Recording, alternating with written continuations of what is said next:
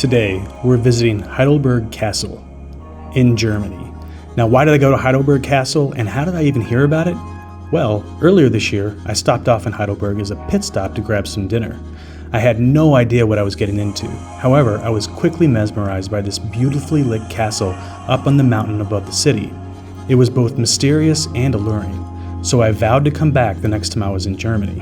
Recently, I was in Frankfurt, so I took the opportunity to jump on the train and took the hour-and-a-half trek back down to Heidelberg, which is generally located in the southwest of Germany. Once in the city, I hopped on another train called a Funicular railway, which is basically a train that takes you up the steep slope to the castle. Alternatively, if you're up for a hike, you can walk up the winding hill. That said, the Funicular ticket is only €9 and includes admission into the interior of the castle's courtyard. So this might be one of the best views of the castle. I haven't been around the whole thing yet, but from here you can see the bridge, you can see the entire town, and quite frankly, it's mesmerizing. It's maybe one of the most beautiful places on the entire planet. And that is saying that even though it's kind of a gloomy day, it's still absolutely beautiful. One of the things that really strikes you when you look down over this town is that it's still an old German city, meaning that the buildings are original. It's not built up back from scratch like a lot of the other cities were in Germany post-World War II. In fact, there's a super interesting story about this particular city. You see, back during World War II, there was a major standoff here in Germany. It was here in Heidelberg, and something amazing happened. Candidly, it's one of my favorite stories, and it's because people did the right thing on both sides. Now, you had the Nazi commanders that were here blocked in Heidelberg, and there were the US forces that were outside of Heidelberg. And traditionally, had that happened, they would have just bombed the city. They would have destroyed it, and that would have been that. But in this rare case, the commander of the US forces broke protocol and reached out to the person in charge of the city here on the German, or actually the Nazi side, and they talked. And they decided together that the Nazis were going to surrender and move out of the city. But they did this because of how historic this place is and because it's one of the cultural centers of the German universe. One of the reasons that they let it go is because of Heidelberg University, which is a major learning facility of higher education here in Germany. And it was back then as much as it is now. Heidelberg Castle, also known as Schloss Heidelberg, is a famous ruin in Germany. Depending on the source, the castle's history dates back to between the 12 or 1300s.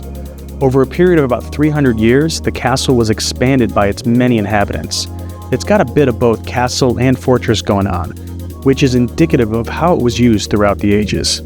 Today, it's both uninhabited and strictly a tourist attraction, but it's known as a place of romantic ruins. So the castle didn't become uninhabitable by chance. It actually was destroyed through a number of different natural disasters. One of them was a lightning strike that literally hit the castle and burned the place down. I believe that another one was actually gunpowder that exploded someplace else and blew up part of the castle. And that's not anything to do with the wars and battles that were fought throughout the years.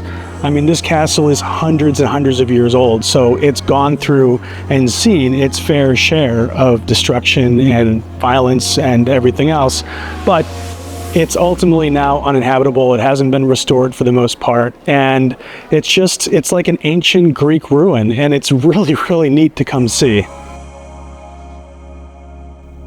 After exploring the outside of the castle walls, I decided to head into the Heidelberg Castle courtyard. To do this, you first pass over a dried-up moat, which really gives you a sense that this was a legit castle in ancient times.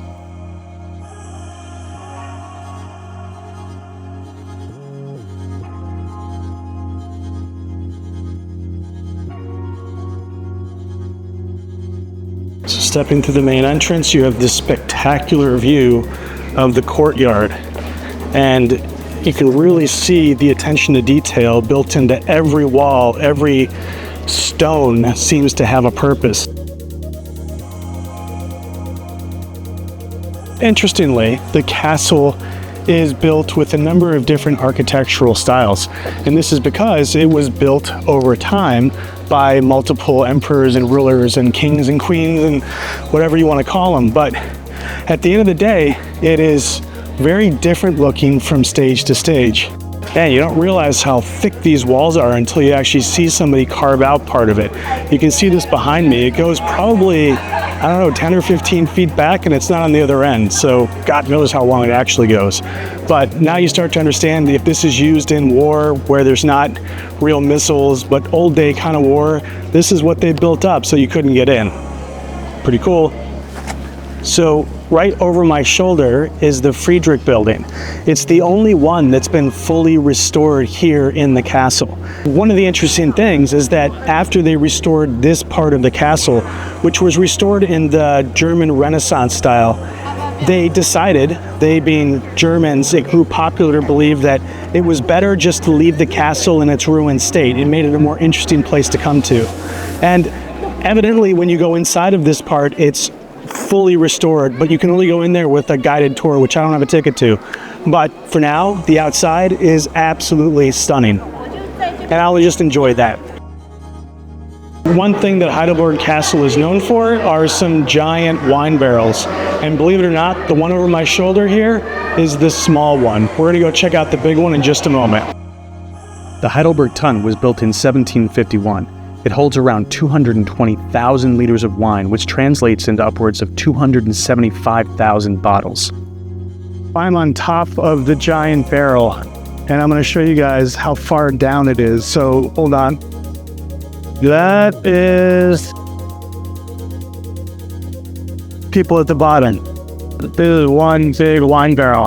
And what's interesting, I found out, is that people would actually pay their tithes to the king with wine. And so this is kind of like a community wine place.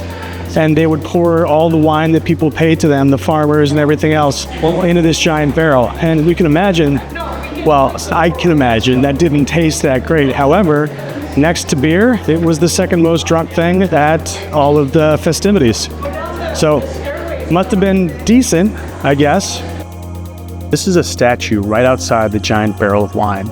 Local folklore states that the famous 17th century jester and court dwarf, Perkeo of Heidelberg, is the Tun's eternal keeper. Perkeo quickly became celebrated for massive wine consumption despite his small figure. It's said that he drank between 5 and 8 US gallons of wine per day. There are about 5 bottles of wine in a gallon, so yeah, it's a lot. Real quick, I'd like to thank you for joining me on this trip to Heidelberg Castle, and we'll catch you on the next one.